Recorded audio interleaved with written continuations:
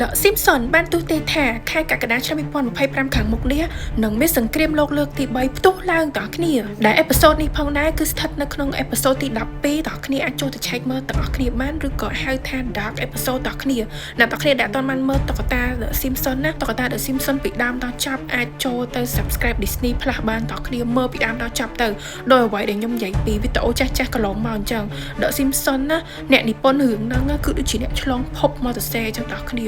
គឺគេឲ្យប្រស្នាបន្តិចក្នុងតុក្កតានឹងដោយអ្វីដែលកើតឡើងនៅបច្ចុប្បន្ននឹងមែនតើដល់គ្នាហើយក៏ដូចជាលោកយាយបាបាវ៉ាន់កាក៏ទូទាយផងដែរតគ្នានិយាយរួមទៅឆ្នាំ2025នឹងគឺមានហោរាសាស្ត្រទូទាំងពិភពលោកទូទាយនិយាយទៅដូចអ្វីដែលគេនិយាយថាយុគ9ជាយុគភ្លើងចាគឺដុតបំផ្លាញគ្រប់យ៉ាងមកតគ្នាឥឡូវងាកទៅណាក៏ឃើញតែសង្គ្រាមដែរតគ្នាវិវាទខ្មែរថៃមិនទាន់ចប់ផងឥឡូវនេះសង្គ្រាមអ៊ីស្រាអែលអីណាណីទៀតដែរតគ្នាអើយអញ្ចឹងបានថាហើយខ្ញុំសូមបញ្ជាក់ទៀតដល់តគ្នា The Simpson ហ្នឹងគឺនិពន្ធមុនព្រឹត្តិការណ៍កើតឡើងទាំងអស់មិនមែនក្រោយព្រឹត្តិការណ៍ហើយទៅតែចេញរឿងអីអូខេឥឡូវគឺខ្ញុំចាប់ផ្ដើមនិយាយអំពីការទូទាយរបស់ The Simpson នឹងបន្តថាក្នុងឆ្នាំ2025នឹងគឺមានហេតុការណ៍អីកើតឡើងខ្លះនិយាយរួមទៅបន្ទាប់ពីលោក Donald Trump ឡើងកាន់កាប់ជាប្រធានាធិបតីម្ដងទៀតនៅឆ្នាំ2025ហ្នឹង The Simpson គឺបានព្យាករណ៍ថាលោក Trump នឹងដាក់ទណ្ឌកម្មទៅលើប្រទេសមួយចំនួននិងបញ្ជាឲ្យធ្វើសមយុទ្ធនៅតាមព្រំដែនហើយ The Simpson បាននិយាយទៀតថាប្រទេសចិនក៏ចូលរួមនៅក្នុងសង្គ្រាមនឹងដែរហើយពិភពលោកទាំងមូលគឺមានភាពវឹកវរខ្លាំងមែនទែនហើយទីក្រុងញូវយ៉កនឹងស្ថិតនៅក្នុងអណ្ដាតភ្លើងហើយទីក្រុងវ៉ាស៊ីនតោននឹងស្ថិតក្នុងភាពស្លន់ស្លោខ្លាំងមែនទែនហើយអ៊ីរ៉ង់នឹងទម្លាក់គ្រាប់បែកនៅគ្រប់ទីក្រុងល្បីៗនៅសហរដ្ឋអាមេរិកទាំងអស់ហើយពេលនោះហើយដែលសង្គ្រាមលោកលើកទី3ជិតមកដល់ហើយអូយតើគ្នានិយាយទៅគ្រាន់តែស្ដាប់ការព្យាករណ៍របស់ Simpson ក៏ខ្ញុំព្រឺសបល់ដែរនេះហើយ Simpson បានទូទាយទៀតថាបណ្ដាប្រទេសអឺរ៉ុបមួយចំនួនគឺត្រូវបានឆេះខ្លោចខ្ទេចរីឯបណ្ដាប្រទេសអាស៊ីនឹងអាចដួលរលំកន្លះចាក់អីអញ្ចឹងណាតើគ្នាហើយ Simpson បានទូទាយទៀតថាវិវាទហ្នឹងគឺនៅមិនទាន់ចប់ទេគឺលោក Trump នឹងបញ្ជាឲ្យទម្លាក់គ្រាប់នុយក្លេអ៊ែរទៅកាន់ទីក្រុងមូស្គូប្រទេសរុស្ស៊ីតើគ្នាហើយពេលនោះហើយដែលរុស្ស៊ីគឺមានការសងសឹកមកវិញតើគ្នានិយាយទៅគឺអត់ចប់ទេគំនុំហ្នឹងគឺនៅតែបន្តរហូតធ្វើឲ្យពិភពលោកទៅក្លាយជាផេះផង់អូយតើគ្នានិយាយទៅតើគ្នាគិតមិនដែរបន្ទាប់ពីឮ Simpson ទូទាយបែបហ្នឹងតើគ្នាអាចបញ្ចេញ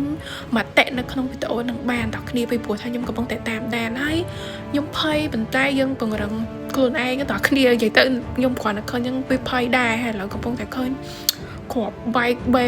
ធំយន្តហោះនុយក្លេអ៊ែរ Oh my god ពេលខ្លះគេអត់ចង់លក់ហើយមួយទៀតតើគ្នាគឺផ្សេងពី Simpson គឺបានទូទាយអាហ្នឹងគឺខ្ញុំតាមដានយូរដែរតើគ្នាវាជា graphic មួយដែលគេធ្វើតំណាងយូរឆ្នាំមកហើយដែលគេហៅថា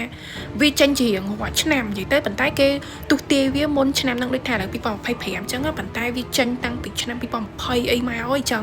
2026ក៏មាន2027ក៏មានដែលគេដាក់ថា Economist 2025តើគ្នានេះដូចខ្ញុំដាក់នៅ background ខាងក្រោមអញ្ចឹងអ្នកតើគ្នាអាចមើលបានឲ្យយើងមើលថាវាជាដូចថាវាជាតម្រុយមួយទូអញ្ចឹងតើគ្នាតែនៅក្នុង graphic economic 2025ហ្នឹងតើគ្នានិយាយរួមទៅ 90% ដែលត្រូវតើគ្នាឥឡូវតើគ្នាចាំមើលខ្ញុំដាក់ឲ្យមើលតើគ្នាថាវាមិនខ្លះហើយយើង search តាម logo នីមួយៗដែលនៅក្នុង graphic ហ្នឹងទៅតើគ្នាចេញទៅអ្វីដែលមាននៅសប្តាហ៍ថ្ងៃបច្ចុប្បន្នហ្នឹងអញ្ចឹងតើគ្នាដូចអារូបនេះតើគ្នាឡាន logo ដែលថាឡានសាក់ថ្មហ្នឹងតើគ្នាគឺឥឡូវហ្នឹងគឺកំពុងតែឡានសាក់ថ្មកំពុងតែពេញនិយមនៅក្នុងបណ្ដាគ្រប់ប្រទេសតែម្ដងតើគ្នាពីព្រោះថាតិចទៀតគេល្បីថានឹងលែងមានសាំងនៅលើពិភពលោកអីអញ្ចឹងណាតើគ្នាវាជាតម្រុយមួយអីចឹងដែរអញ្ចឹងទៅហើយនឹងមានរូប COVID រូបអីតើគ្នា